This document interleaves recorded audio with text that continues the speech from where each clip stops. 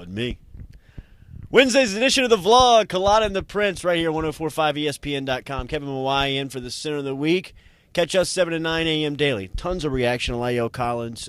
Collins now going through the process of kind of something that's been unprecedented in the NFL, kind of an open recruitment now here for his services now that the draft is wrapped up and he's met with the police department. Yeah, it's a big change from what typical NFL fans seen with undrafted free agents because he was such a highly rated player, dropped completely out of the draft.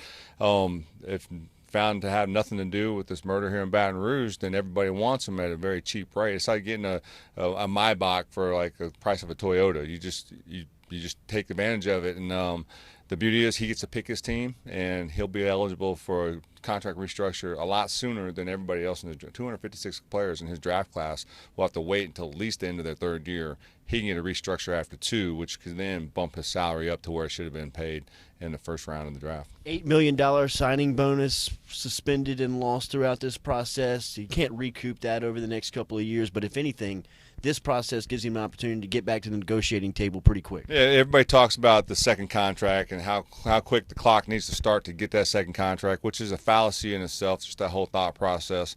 But for him, it really does make a difference because in 2 years he can restructure a new contract, which then a team, assuming he starts for 32 games and playoffs, if they make the playoffs, his agency, Priority Sports, can negotiate a first-round offer typical of what they would have gotten had they been drafted in the first round, and then extend him past his unrestricted free agency timeline, which would lock him up for a team for anywhere from 4 to 6 years.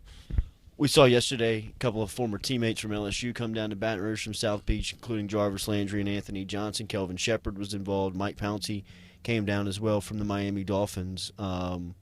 It's open season, right, on La'el Collins? Yeah, this is this is recruiting without dead periods. They're going to go out there and they're going to. Every team is going to make their pitch to him, and obviously I think it's as Kevin said, with this being an unprecedented situation, all the power is on La'el's hand to make the decision because the NFL teams are completely hamstrung. They can't get into a bidding war.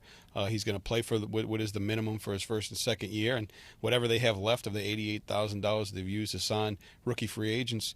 That'll be what they can afford to give him for a signing bonus. So if you're talking about the difference between going someplace for, $8,000 and someplace for $12,000, that's not enough to make a significant impact in terms of the money. The money's going to be completely equal across the board. It just becomes a situation where does La'el Collins want to go and where is he the best fit? Fantastic podcast today. Q&A with Kevin Mawai, former PA president with the NFLPA.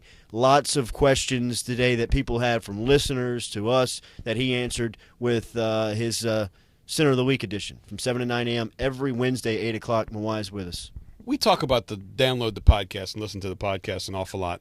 I cannot recommend today's enough. I know we blow smoke up everybody's butt all the time, but this one today with the information from Kevin is the best we've ever had. 1045ESPN.com. Click on demand, Culotta and the Prince. You'll find it there. 7 to 9 a.m. Catch us Monday through Friday. Follow us on Twitter at 1045ESPN.